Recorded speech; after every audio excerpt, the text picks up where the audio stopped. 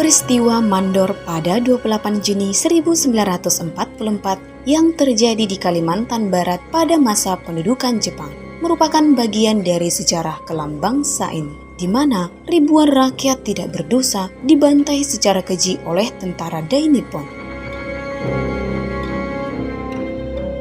Pembantaian ini menyisir seluruh lapisan masyarakat, mulai dari keluarga kesultanan, kaum cerdik pandai, hingga rakyat biasa. Pembantaian ini dilatar belakangi desas-desus yang terdengar oleh Jepang. Dilansir dari buku Peristiwa Mandor Berdarah tahun 2009, polisi rahasia Kaigun atau Tokeitai mendengar adanya persekongkolan pemberontakan melawan Jepang. Selama pendudukan Jepang, rakyat dipaksa bekerja, disiksa jika tak menurut, kelaparan, hingga tak punya pakaian.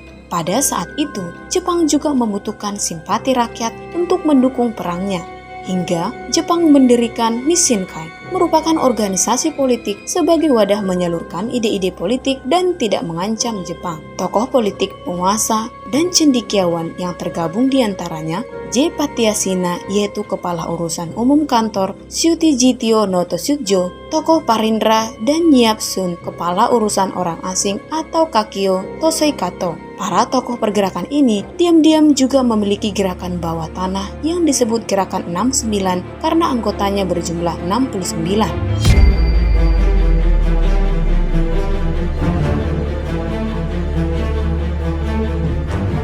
Pada 23 Oktober 1943, Jepang menangkap beberapa tokoh penting di Kalimantan Barat seperti para penguasa setempat, tokoh masyarakat, kaum terdidik dan terpelajar hingga ditahan di markas Tokeitai. Konferensi Nishinkai berlangsung pada tanggal 24 Mei 1944 yang berubah menjadi penangkapan besar-besaran. Para tokoh Nishinkai diciduk, kerabat dan keluarga yang diduga terlibat juga dijemput. Masyarakat yang diciduk itu digiring ke tempat yang tidak diketahui dan dihabisi dengan pedang atau berondong tembakan. Penembakan dan pembantaian diyakini hanya tuduhan yang diadakan Jepang untuk meredam pergerakan. Surat kabar perintah bala tentara Jepang Borneo Shinbun memberitakan pembantaian ini pada 1 Juli 1944. Pembantaian terhadap rakyat Kalimantan Barat tak sampai di situ.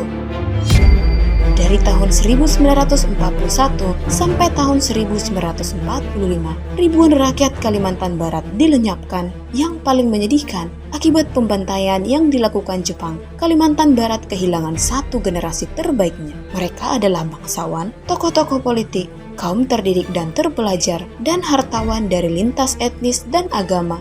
Kiyotada Takashi, Presiden Marutaka House Kogyo yang pernah bertugas sebagai opsir bala tentara Jepang di Kalimantan Barat menyebut jumlah korban mencapai angka 21.037 orang.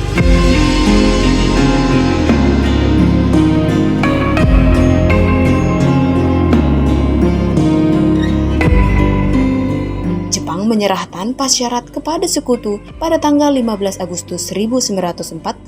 Peristiwa Jepang menyerah kepada sekutu terjadi setelah jatuhnya bom atom di Hiroshima dan Nagasaki. Berita kekalahan Jepang telah diketahui Sultan Syahrir dan golongan pemuda melalui siaran radio. Sultan Syahrir lalu menemui Muhammad Hatta dan mendesak agar proklamasi kemerdekaan Indonesia segera dilaksanakan tanpa menunggu janji Jepang. Dari berita Jepang menyerah tanpa syarat kepada sekutu pada tanggal 15 Agustus 1945, kemudian berlanjut pada peristiwa Rengas Dengklok pada tanggal 16 Agustus 1945, perumusan teks proklamasi dan pelaksanaan proklamasi kemerdekaan Indonesia pada 17 Agustus 1945.